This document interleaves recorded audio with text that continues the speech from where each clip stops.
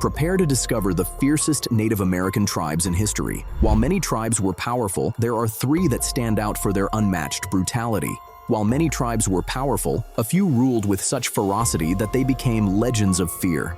These tribes weren't just warriors, they were nightmares to their enemies, striking terror in ways that still echo through history.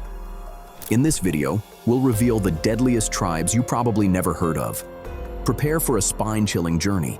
Make sure to like and subscribe for more shocking content. The Comanches. Just hearing the name of this tribe was enough to strike fear in the hearts of other native tribes. Known as the Lords of the Plains, the Comanches' name comes from the Ute word meaning one who always wants to fight, or simply enemy. Their roots go back to the Shoshone tribe, who lived in the Great Basin of the western United States. Anthropological studies show strong similarities between these tribes, including their language and way of life. The Comanche spoke a language from the Uto-Aztecan family, shared by many tribes across the western U.S. When European settlers, especially the Spanish, brought horses to North America in the 16th century, these animals spread quickly among the indigenous tribes. The Comanches traded with tribes like the Pueblo, who were influenced by the Spanish, and other plains tribes that already had horses. Through these trade networks, the Comanches gained horses, exchanging buffalo hides, captives, and other goods. With their new horses, they quickly became skilled riders, expanding their territory far beyond their Shoshone homeland. The rich plains of eastern Colorado and western Kansas, teeming with buffalo, drew the Comanches in.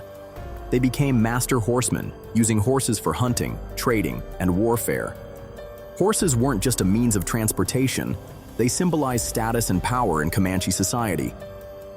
Unmatched in horsemanship, the Comanches taught their children to ride from a young age, and both men and women developed extraordinary riding skills. The Comanches had a remarkable skill for capturing and taming wild horses. When they spotted one, they would rope its neck, choke it until it fainted, then revive it by gently blowing into its nose. After calming the horse, they'd clean it, trim the wild hairs around its eyes, and fit it with a headstall to control it. The wild horse was then paired with a gentle mare, helping it get used to humans. After a few days, the horse was released but stayed near the mare. When it was time to ride, the handler would lead the horse into deep water or a sandy creek bed, which made the horse more docile and softened any falls if it bucked.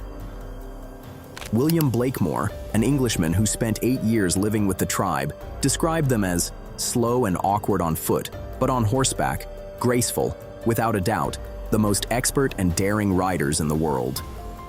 In battle, the Comanches were truly terrifying. They charged at their enemies with deafening war cries, hiding their bodies behind their horses, leaving only one foot exposed. From there, they shot bullets and arrows with deadly precision, both over and under their horses' necks. Each Comanche had a war horse they took into battle, and even the women were fearless riders, lassoing antelope and hunting buffalo with skill. The Comanches quickly grew in power, known for their relentless and brutal warfare. Fiercely determined and incredibly violent, they struck fear into their enemies. When Spain took control of Louisiana from France, Spanish soldiers reported that the Comanches were unmatched in horsemanship and fearless in battle. The Comanches didn't make peace easily. Bold and unyielding, they killed many European settlers, making it nearly impossible for the French, Spanish, and Americans to claim their land. The Comanches were so fierce that they single-handedly stopped Spanish expansion for nearly 50 years. General James Wilkinson of the United States called them the most formidable indigenous group on the continent. Initially seen as horse thieves, the Comanches built a terrifying reputation through their savage raids. These raids were so brutal that northern Spanish and Mexican settlers began calling them the Comanche Moon. Under the cover of night, hundreds of Comanches on horseback would storm Mexican settlements, massacring men, kidnapping women, and stealing horses. When European settlers crossed their land, the Comanches would strike, stealing horses and later selling them to the Spanish, the Mexican Empire, or the Americans. Despite being a relatively small tribe of around 40,000 people, each Comanche owned 2 to 3 horses.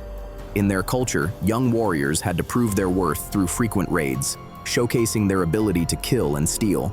This was the only way to earn prestige, wealth, and respect within their families and bands. Comanche women were infamous for their brutal and merciless torture methods. leaving captives begging for death.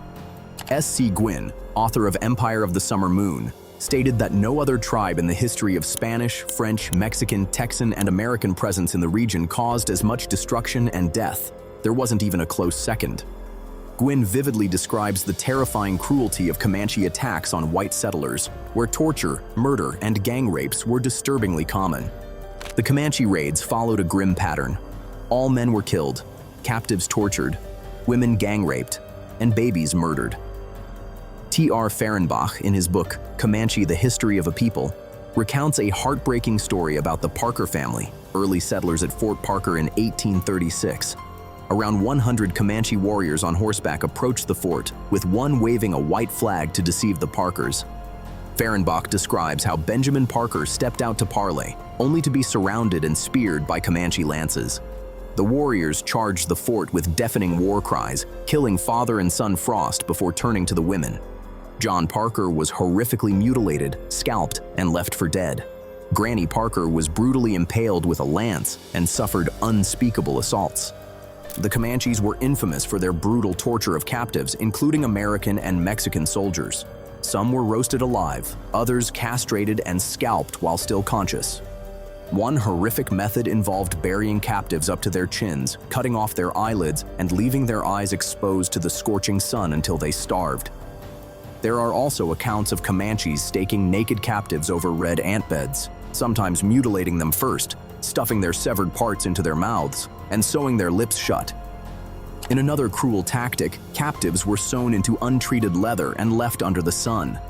As the leather dried, it slowly suffocated them.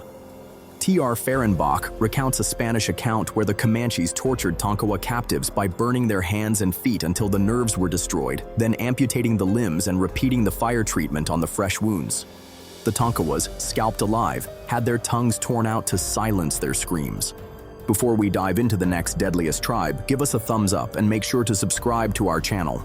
The Iroquois. The Iroquois Confederacy, also known as the Haudenosaunee or Six Nations, stands as a powerful example of indigenous political and social unity in North America. This formidable alliance began with tribes like the Mohawk, Oneida, Onondaga, Cayuga, and Seneca joining forces. The Mohawk, located to the east, were key players due to their strategic position and early contact with European settlers. The Oneida, from the Great Lakes region, and the Onondaga in central New York added to the Confederacy's strength. The Cayuga and Seneca, living to the west and south, rounded out the alliance, each bringing their own unique contributions. Interestingly, the name Iroquois wasn't originally theirs, but was given by their longtime enemies, the Algonquin. The name Iroquois means rattlesnake, and it wasn't without reason. The Haudenosaunee were experts at silently approaching their foes, striking swiftly and lethally before their enemies could even react. By the time their victims noticed, many warriors had already fallen.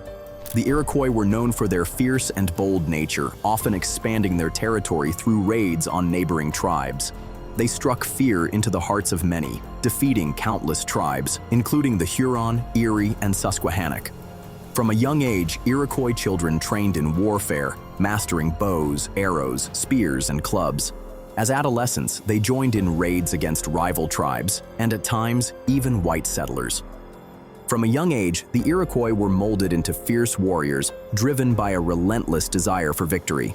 Their military skill earned respect and could lead to becoming a war chief. One brutal aspect of Iroquois warfare was the running of the gauntlet, where captives sprinted between two lines of warriors armed with thorny sticks, enduring harsh punishment. This ritual highlighted the intensity of their intertribal conflicts and the strict military culture that defined their society. The Beaver Wars of the 17th century were a brutal chapter for the Iroquois Confederacy as they fought to expand their territory. One of their key victories was the defeat of the Susquehannock in present-day Pennsylvania. They also dealt a crippling blow to the Huron around the Great Lakes, solidifying their power in the region. By the early 1700s, at the height of their strength, the Iroquois controlled vast lands stretching from the west to Michigan and south to the hills of Tennessee. What made the Iroquois Confederacy truly unique was their remarkable ability to keep unity among the different nations within their alliance. This strength in unity was most evident during the French and Indian War when all the Iroquois nations sided with the British, As the Bible says, "And if one prevails against him, two shall withstand him, and a threefold cord is not quickly broken." Unity indeed forged a powerful nation. The Apache. The Apache people belong to the southern branch of the Athabascan group, whose languages stretch across Alaska, Western Canada, and the American Southwest. Various Apache tribes lived in a vast region, from the Arkansas River to northern Mexico and from central Texas to central Arizona. Surrounded by powerful empires, the Apache not only survived but thrived, skillfully overcoming the challenges posed by the Spanish, Comanche, Ute, and American forces. Living in rugged terrain, the Apache became experts in mobile guerrilla warfare, wielding both traditional bows and modern rifles brought by European powers. Apache warriors were said to fire multiple arrows in one shot, all while skillfully riding horseback. Their survival strategies were built on stealth and surprise, forming the backbone of their military might. In short, they were true masters of hide and seek. This skill allowed the Apache to launch sudden, unexpected strikes, catching their enemies off guard and breaking their morale. Apache warriors, masters of surprise attacks, would appear from hiding, strike with deadly precision, and vanish back into the terrain they knew so well. Their raiding skills were especially remarkable, showing an unmatched ability to cover vast distances, whether on foot or horseback. This mobility, paired with their strategic prowess, enabled them to hit hard and retreat before their enemies could recover. The Apache quickly adapted to Spanish horses and steel weapons, mastering lances and knives with impressive speed. General Crook called them the tigers of the human race, capturing their fierce nature. Their strength and agility were so extraordinary that they could outrun cavalry on foot, showcasing unmatched endurance in battle. In battle, the Apache were unmatched in archery, firing 7 arrows before the first even hit the ground, showcasing their deadly accuracy. Their cruelty extended to captives. Enemies were skinned and burned alive, while children met horrific ends, their heads smashed against walls. They even revered those who could devise new, more brutal methods of torture. In the end, these 3 tribes left a lasting legacy, striking fear into the hearts of all their enemies. Share your thoughts in the comments, and if you haven't yet, give us a thumbs up. Don't forget to subscribe for more interesting stories. Thank you.